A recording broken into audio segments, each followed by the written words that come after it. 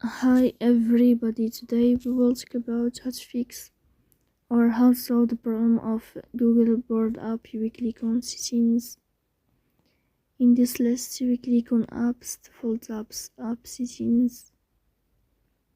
In this page you will go to above and you can search about Google Board. Here in this page of app info you will click on first stop and you will click OK. Then you will enter to the window of storage. Here you will click on clear cache, but pay attention, don't click clear data because that can delete your account. In the end you can turn off your phone and you can wait a moment to restart your phone again. So please don't forget to support us by like and subscribe. See you next time and thank you for your watching and your attention.